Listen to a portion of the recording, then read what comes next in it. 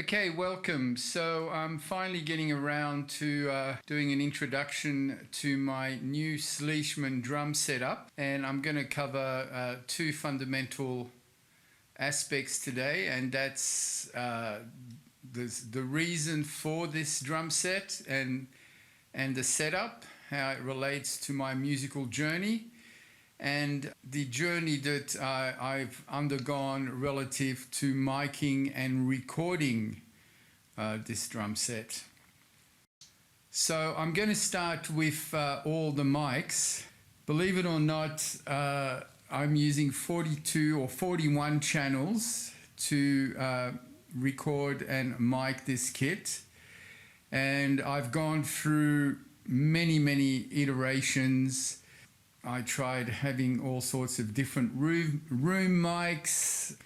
I had, mics just here in this whole section, and I had some in the back corners, but fundamentally, after much experimentation, this is what I've settled on.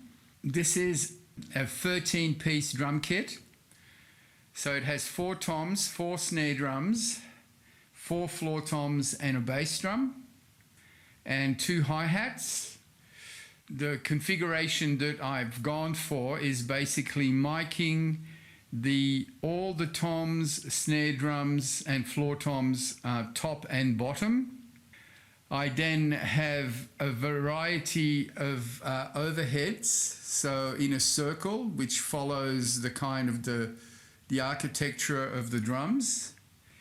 And I have one room mic here that you can see on the back wall. That's a vocal microphone. Functions great as a room mic. And I also have this room mic here, which is not connected at the moment. It sits a little bit more forward than this for a kind of a low image. And then I have these mid-side microphones. You wouldn't really call them room mics because they're so close to the drums. And I have 3 microphones on the bass drum, 1 inside, 1 in the hole, and 1 on the outer skin. I also have these microphones on the hi-hats on either side. They're Behringer B5 microphones, and I found them, for the price range. They're a great hi-hat mic. And I also have these Rode M5s on the floor here that are basically capturing these wood blocks or clave pedals that I have on each side. So I have one here and I have one here as well to capture this yellow clave block. All of the toms have got these Audio Technicas, top and bottom, and I think they're ATX 240s or 250s, something like that. These mid-side mics are a Lewitt Air microphone. I also have one at the top here for the center overhead. All these other ones here are Lewitts, are these kind of little, I can't remember what they're called. I think they're called 040s, or they're like little pencil microphones. They've got a great rep as for overhead mics. And as I said, these guys here, they're Rhodes M5s. So the very microphone at the back here, the overheads, is another Audio Technica. The name escapes me now.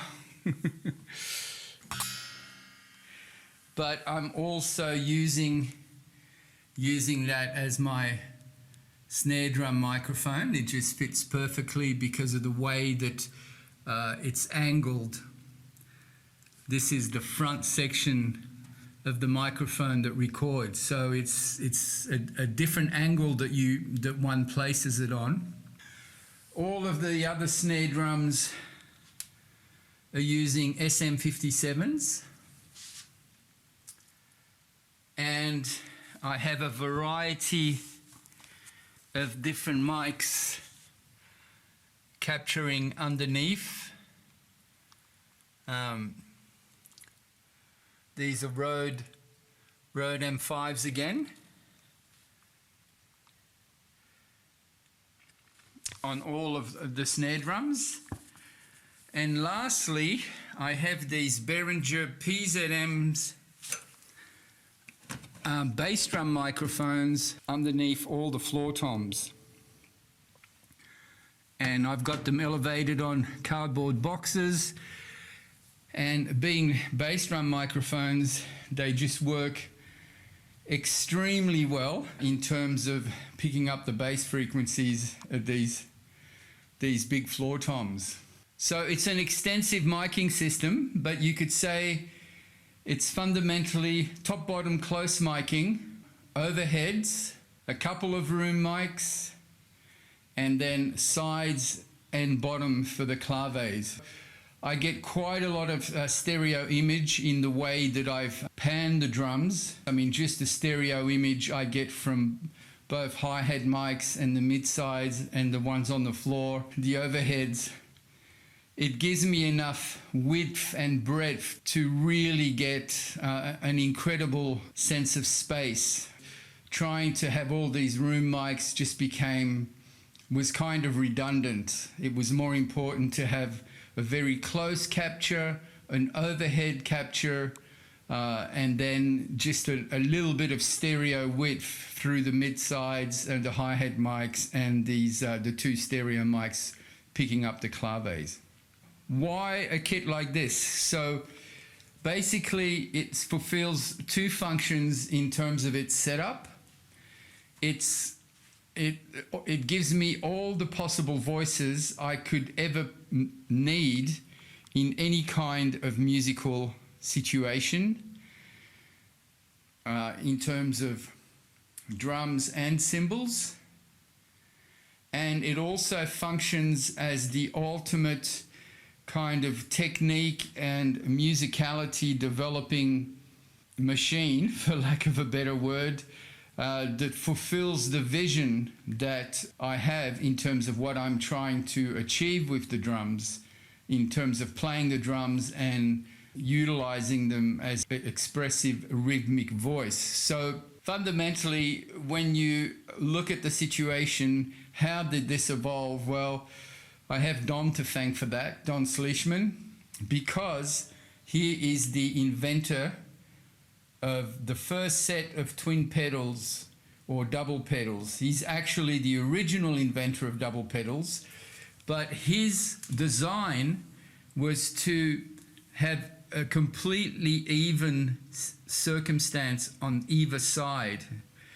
And in order to do that, it was almost like the concept, if you played two bass drums, you would have the exact same pedal on either side and the snare drum would sit in the middle. Whereas all other manufacturers went on to develop double bass drum pedals using a universal joint with the right-hand pedal sitting in the middle of the bass drum as a traditional single pedal would.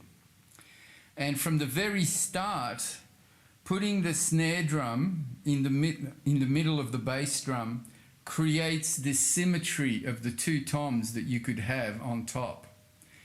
And that just organically just informed my playing style, such that even though I was using a conventional hi-hat, which would normally be on the left-hand side, being a right-handed drummer, when cable hi-hats came along, it was completely logical for me to have, rather than reworking my whole technique as an open-handed drummer and playing the hi-hat here on the left with my left hand, I decided rather than reworking my entire technique, I would just move the hi-hat over to the side with the ride cymbal and play from one to the other on the right hand side.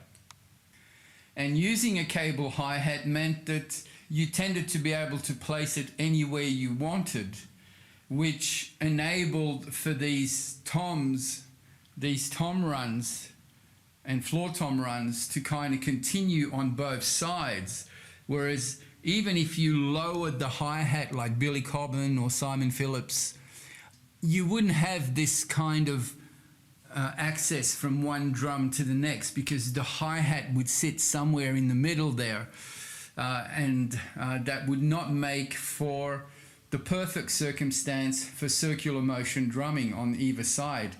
And that's basically how this whole thing kind of developed for me. I looked at many different situations, how I would set up the toms, in what order. Would I just stick to a strictly descending, ascending interval of notes, or would I mix the drums around? And as you can see, I've decided to mix the drums around, and there are a whole bunch of different reasons why I chose to go in this direction, and also for a kind of logic which I won't go into in detail in this video. I've decided to put the two big toms in the middle, have the two smaller toms on either side, and then have the floor toms. And you can see the floor toms kind of descend from left to right, so which I'll cover in a minute. So basically all of these toms here, they're 8-inch depth. So here we have an 8 by 8, this is a 13 by 8, a 12 by 8, and a 10 by 8. And in terms of the floor toms, we have a 13 by 12, a 14 by 12, a 16 by 14, and an 18 by 16. The main snare drum is 14 by 6.5. I'm using a Tama here, but I'm just waiting for my 10 by 6 10-inch Sleishman snare drum to arrive. It still hasn't arrived. And then I have a 12 by 7 and a 13 by 7. And the kit is a Bubinga wood kit. And you can see, because the shells are very thin, you have these maple reinforcing hoops in the shell, top and bottom. And the bearing edge, because of these hoops, means that when you look, you can see that the skin really moves all the way over. There's quite a gap in between the shell and the skin, like a timpani. And that also gives these drums their unique sound. On this side, I've also created, I've gone through many different configurations, but this proved to be the most accessible. And I have this kind of timbali section here with the 10, the 12, and the 13. Whereas on this side, I have the hi-hat ride situation. So they're like different zones that fulfill different functions. In terms of the pedals, the left cable hi-hat that's next to the twin pedal, that obviously drives the hi-hat on the right-hand side, and this pedal here on the right drives the hi-hat on the left-hand side. And then of course I have the clave pedals on either side of those. And so that enables me to not, focus always on the bass drum, but being able to create grooves and patterns using both hi-hats, both clave patterns, or a combination of each. And in terms of technique, the pedal setup enables me to play right hand with left foot, left hand with right foot, right hand with right foot, or left hand with left foot. So it covers all the possible technical coordinations that I might want to explore in terms of developing my technique and musicality. And to that end, initially, these hi-hats, because I had 5 toms across the front set up in a kind of a different way, the hi-hats were further afield than they are here. I decided to put these dedicated closed hi-hats on either side of the snare drum so that I could always access a hi-hat sound irrespective of what combination of feet I was playing, because I may want to do some grooves just using 2 hi-hat pedals rather than a bass drum, and therefore this hi-hat here would stay open unless I use the clutch, but I can use the little hi-hats.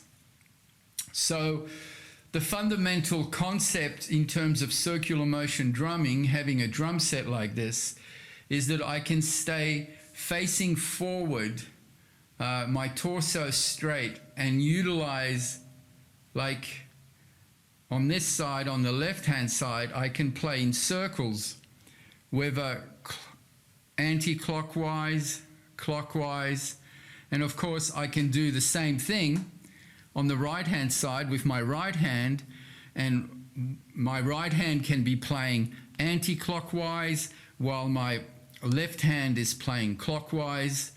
I can still reach easily this timbali section here.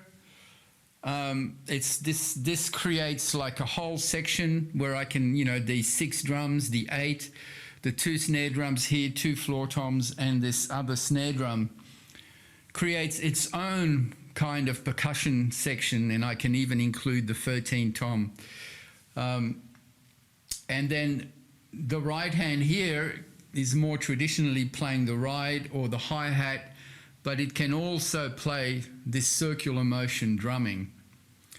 And as part of my master's research, which was to look at cataloging all the possible note groupings within subdivisions from 8th notes to 36 notes, that creates one aspect, more syncopated, more coordination, groove-based possibilities of knowing the subdivisions to that degree. And then the other aspect that I'm working on relative to subdivisions is a rhythmic phrasing methodology, which is fundamental to classical South Indian music, which is to group notes over any given subdivision in groupings that are not inherent to that subdivision.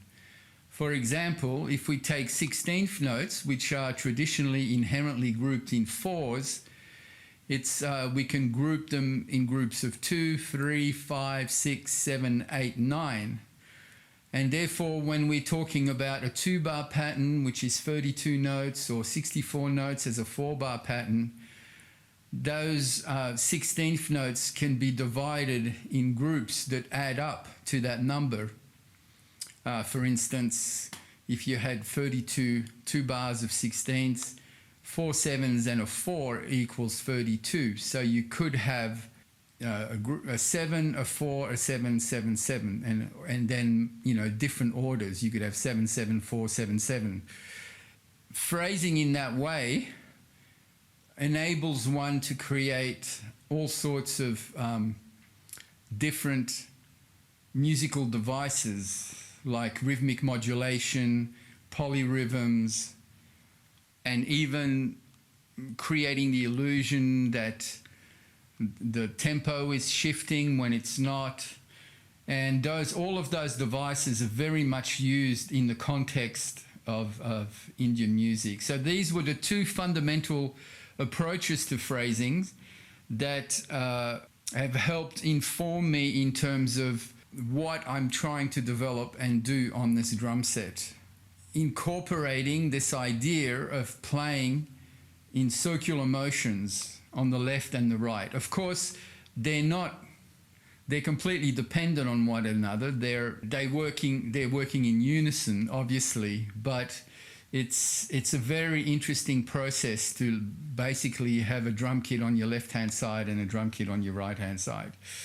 I also have, you know, a cowbell, a wood block here, and another cowbell here. The big guy. And also, just to talk about the cymbals briefly, they are also a mirror image of the symmetry that this whole drum kit represents. So right here we have two symmetrical crashes, and then we have the same here. Next to those we have two symmetrical trash chinas, and then two symmetrical trash crashes. On this side, then at the far end, in order to have something accessible on that side, when I'm moving to the far end of the drums, I have a china and a little stack. And similarly here, I've got a trash crash, a stack, and another little china.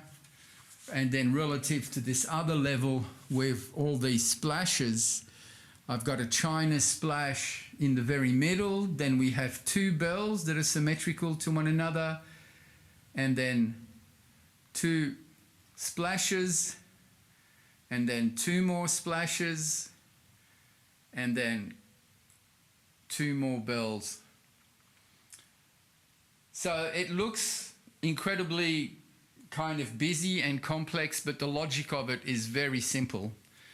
So then in the middle here, I also have this stack. So you could say the kit really, if you're just looking at it in terms of its symmetry, we have one crash, one china, another crash, another china, a few splashes, and that's basically the situation that you have on both sides. So rather than thinking about it in terms of, you know, this massive symbol array and how does it work, well, actually, it's just the symmetrical, it's just a mirror repetition of both things on each side. So it's not overly convoluted, and once you start to approach playing in circular motions, open-handed, it leads to a whole territory that to me is like it's unknown. It's a journey, it's an exploratory journey of discovery, and this is the other reason why I've designed this drum set in this way, so that it facilitates my entire consideration relative to rhythmic phrasing, east and west, and also facilitates a kind of a technical vehicle through which to approach all the concepts that I have been studying for many, many decades. So look, I hope you enjoyed this video, this little exploration into my drums, my drum set, and the reasons behind the setup and the music and what I'm trying to accomplish through it, through technique and the musicality and the theory of what I've been working on for all these decades. I will be posting more videos demonstrating all of these aspects and these drums and my approach to them in the future. For now, this is the final iteration of the entire setup. And just to give you a look, these are the stage boxes with Midas preamps. So that's 40 channels, and I use my desk at the other end of the house. And that's all going to my Behringer wing mixer through one Ethernet cable. So I've got the potential for 40 channels to travel through one cable, and so I have this living room here which has the drum set up, and then in a room on the other side of the house I have the actual control studio room where everything gets recorded. All right, thanks for listening. Thanks for watching. I hope you enjoyed this video, and stay tuned for some updates and a greater exploration of this, my drumming process and this setup, which will be used to express it.